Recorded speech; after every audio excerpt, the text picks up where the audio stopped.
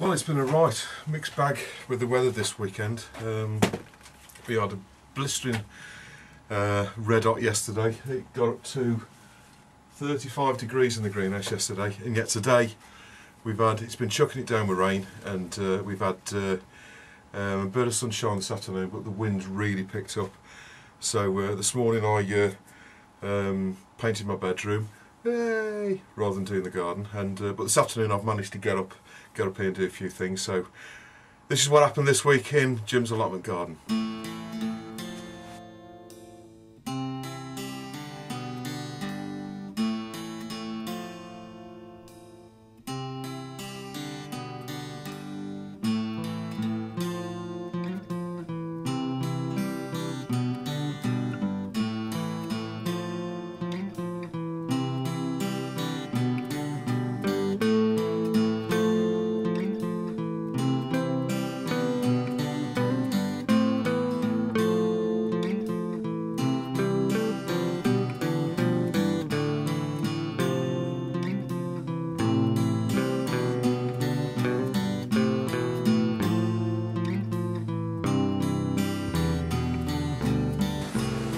So I'll start in the greenhouse. I did intend to cut some of these tomatoes down. I've got quite a few sort of new little shoots coming here and here. I did cut them up about a week ago, but they've suddenly shooted again. So what I want to do is take all those off to encourage all of these tomatoes to ripen. I've literally just picked a load of tomatoes, but you can see the plants are absolutely laden with them. They're everywhere, but obviously the plant can only support so many. So what I need to do is any flowers or anything like that, take them off, and any of these side shoots, so that the plants then focus on ripening the fruits. I'll also be taking some leaves off. The grapevine is going great. I tied it up yesterday. As you can see, it's right the way up to there, so it's only that far off the top bar to start going up the roof. So it's grown about, since I put it in, it's grown about 5 foot. This one is also through. So I just moved that leaf thinking that was something else, but it's this side's also through, and there's another one not far behind it, just here. So that will be going through the hole as well, and this one here as well. The second one's through. So we're doing really well there. Cucumbers still going mad. We've got loads of cucumbers. I've picked about 9 this week, and they're still coming. There's still little ones coming up here. There's one there, and these vines now are starting to sort of make their way along the roof, so I need to start sort of tying these up.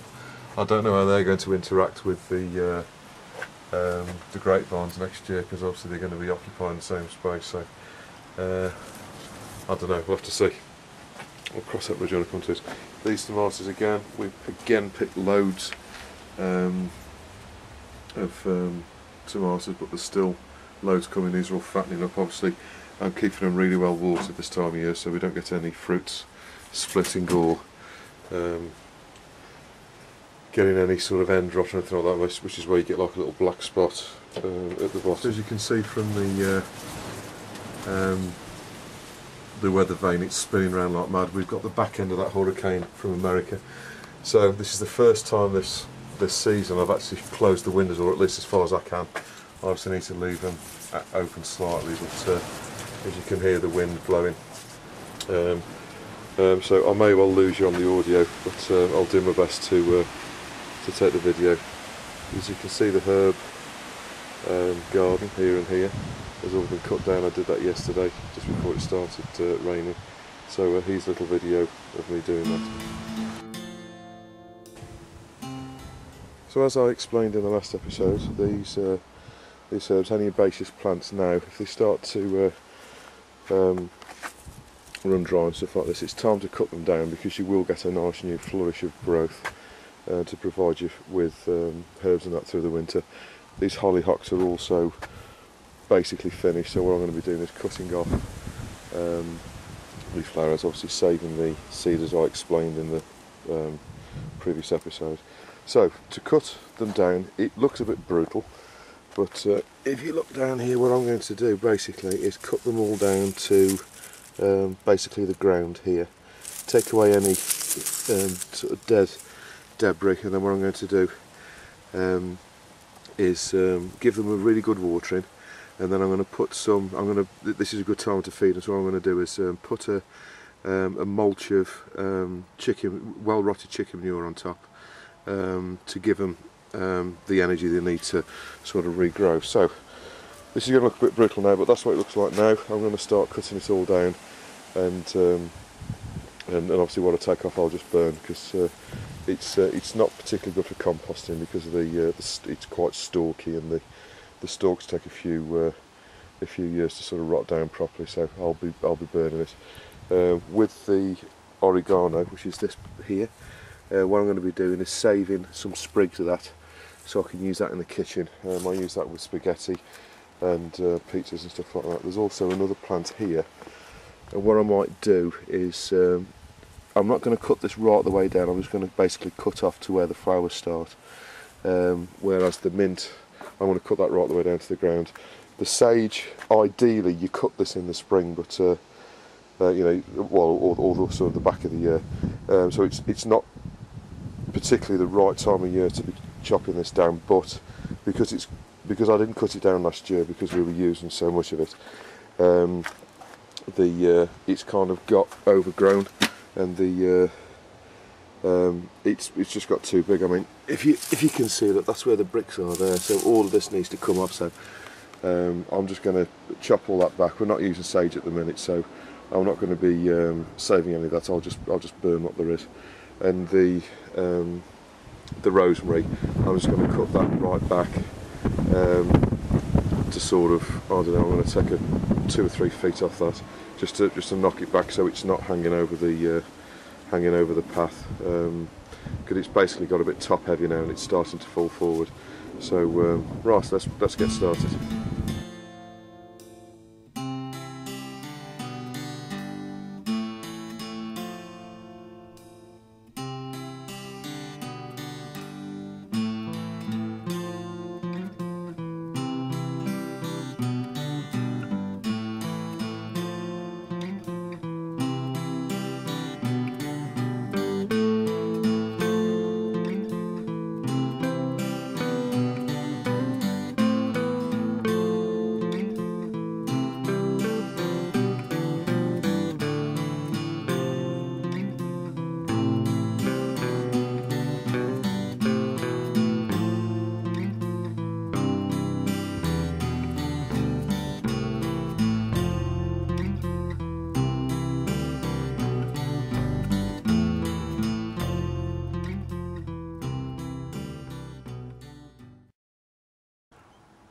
So, if you look, what I've done is I've cut just above, like a knuckle in it. So you can see this little shoot here.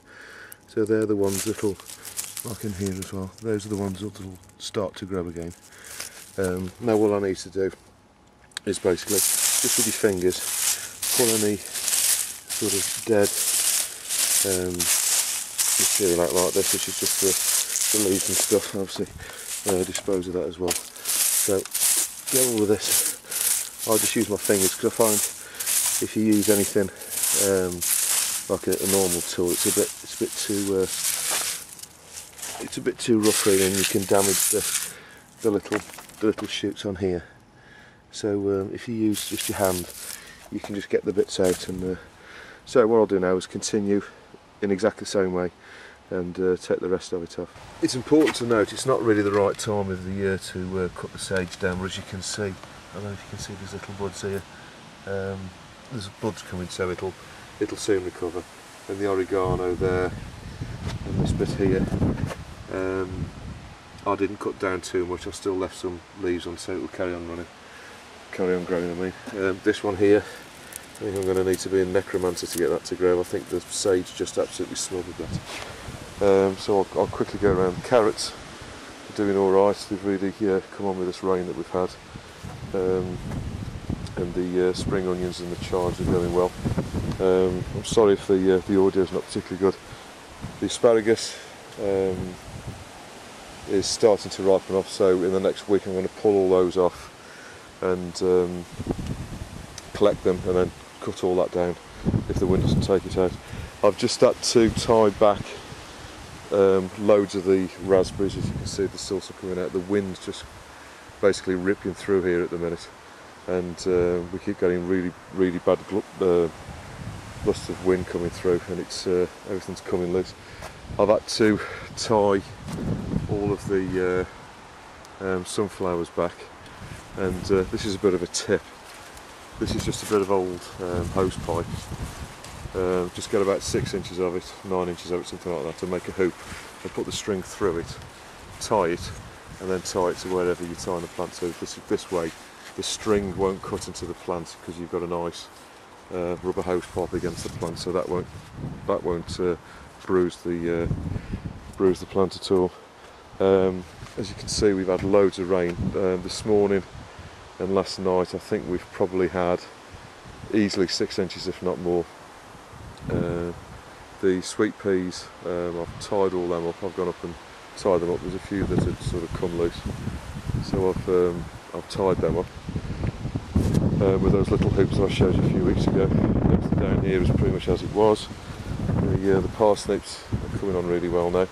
The beetroot's really thickening up. Hopefully I'm going to get some beetroots out in the next few weeks. I do like beetroot pickle. That's really nice. Again, the Swedes aren't doing much. I don't think it's the year of the Swede, to be honest with you. The beans are not doing anything with the beetroot, to be honest with you. Hopefully I'll do something this week with that. The beans are holding up. I've not picked any. I was planning to pick some yesterday, but I just didn't go around to it. Well, we did pick a few for tea, but I'll have to go over here tonight and pick some more. The calendulas are but they're starting to go over now, so I'll start to collect some seed off these. However, they're still quite pretty. They're looking really well, so whilst they're still pretty, I'll leave them there. Leeks are doing well. The kohlrabi, I don't know if you can see down there, that's starting to fat up. This chard here will really benefit from me taking these calendulas out, because they're starting to overtake a bit, but there's actually a row of chard in there. More beans, lots of beans. The corns are coming on.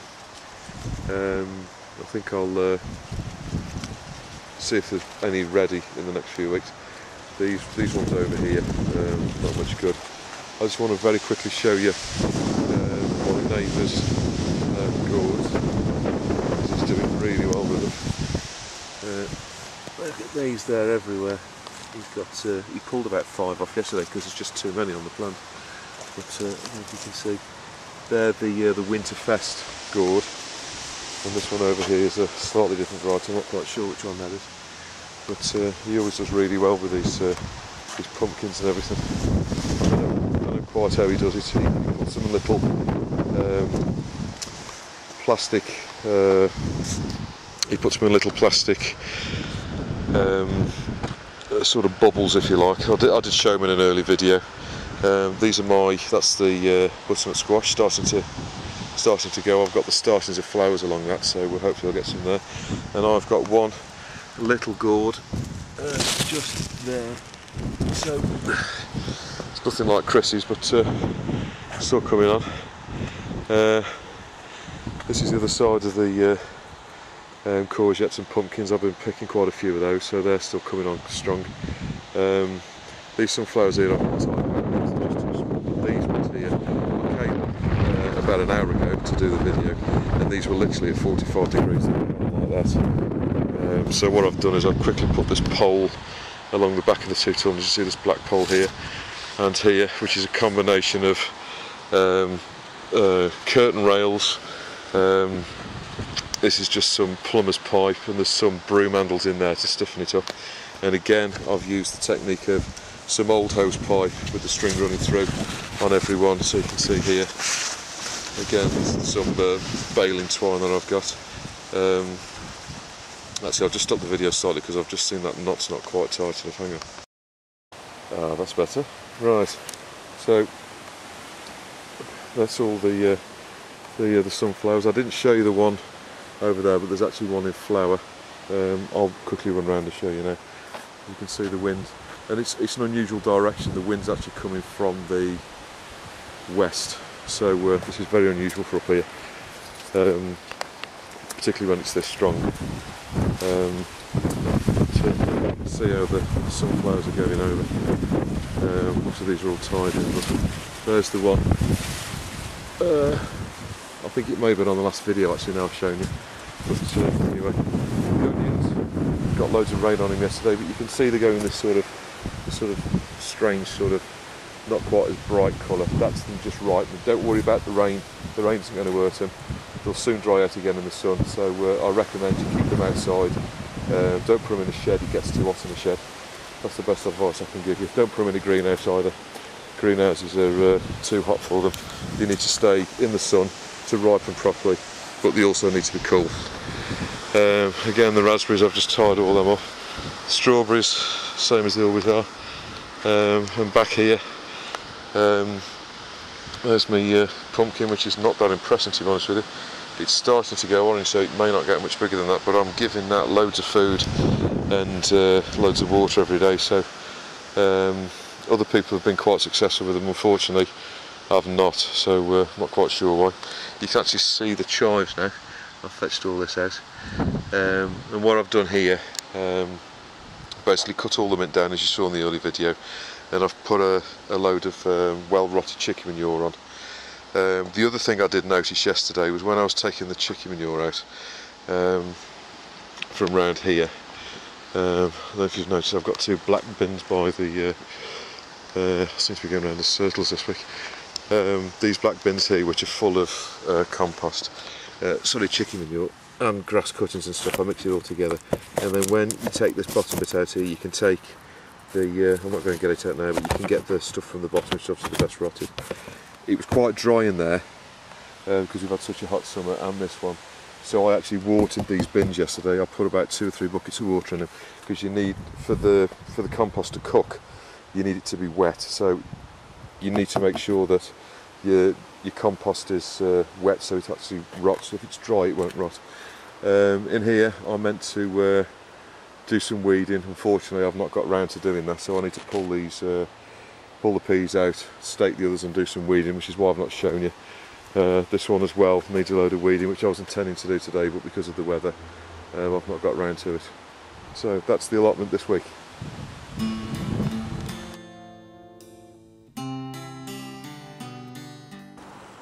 Okay, so picking the spinach beet, what I tend to do is just rip off the leaves like that.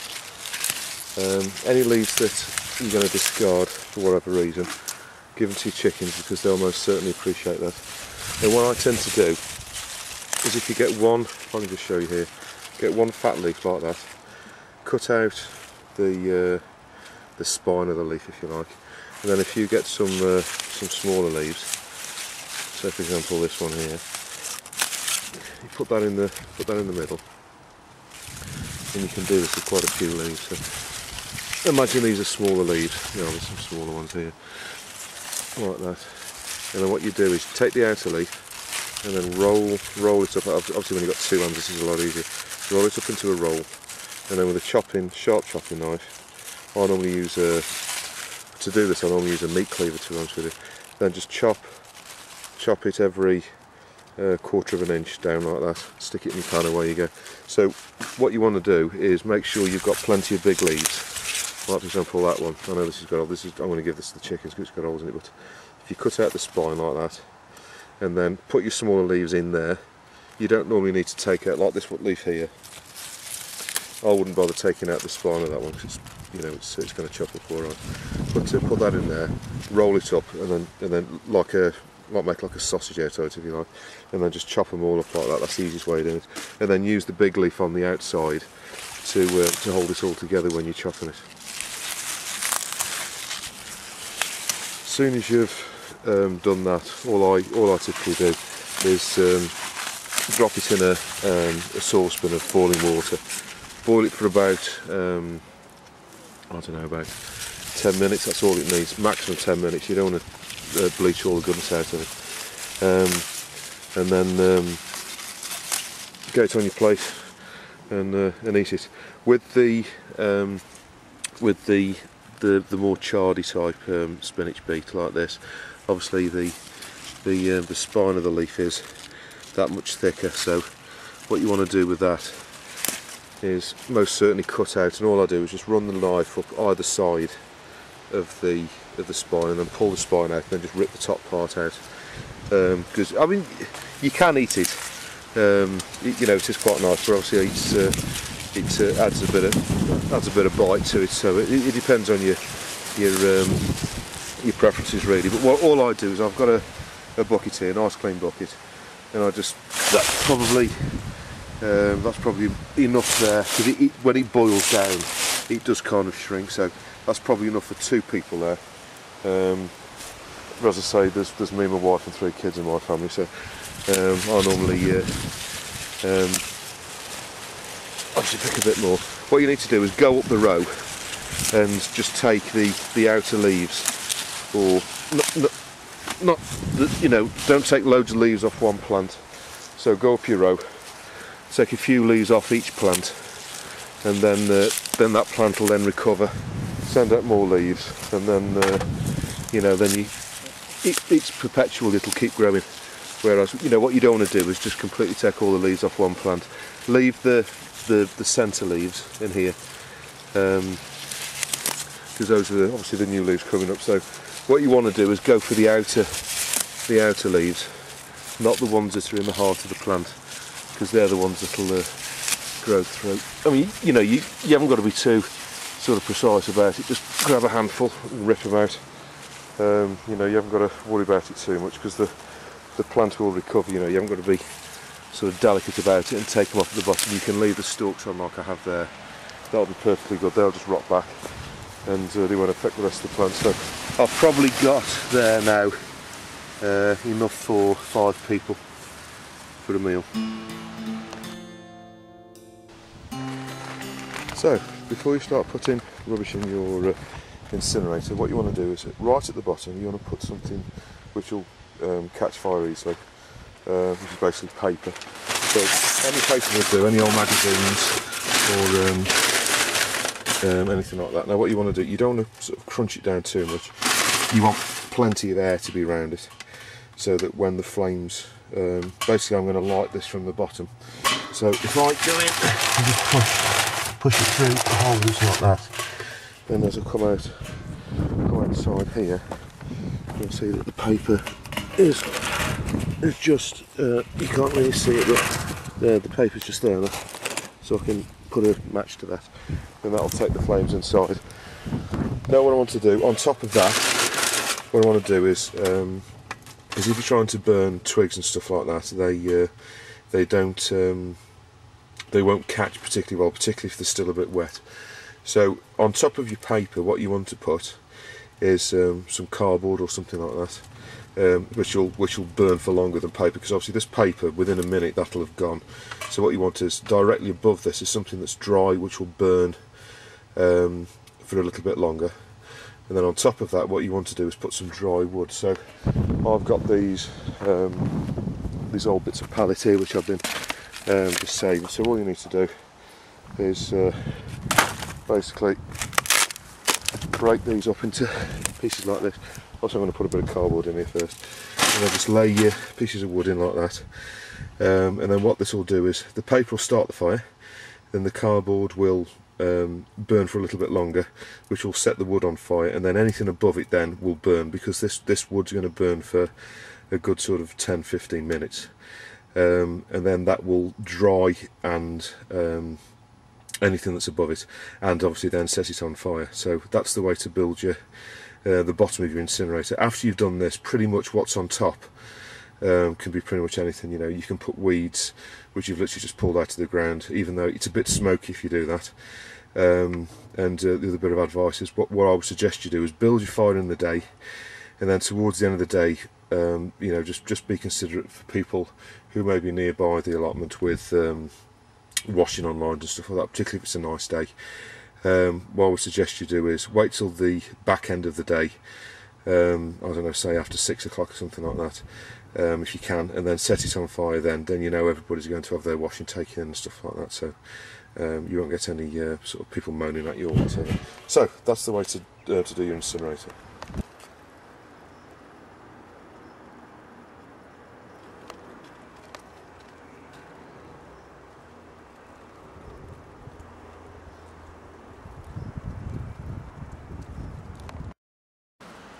And if you've got brave chickens like I have, that are quite tame, if you've got any raspberries or anything like that, they'll soon come and take them off you. These brown ones here particularly, to me they'll have anything that's straight out your hands. Some of the others will sort of back off a bit. But any courgettes, as you can see, they've been having the courgettes that have got a bit too big. And cucumbers, we've been eating them quite merrily today. They've done quite well out of the allotment this week.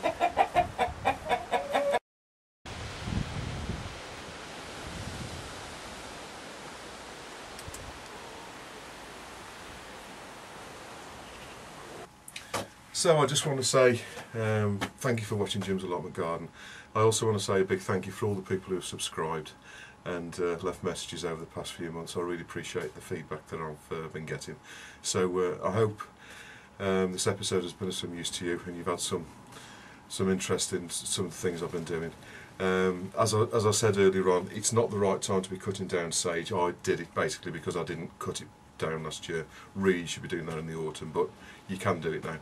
And I hope you haven't had any wind damage, you know, like we've been having here, because the wind's absolutely ripping through here at the minute, and it's likely to get worse later on. So anyway, all of the rubbish that I collected out of the herbs and everything, I burnt that last night. So I'll leave you with a quick video of me christening the incinerator.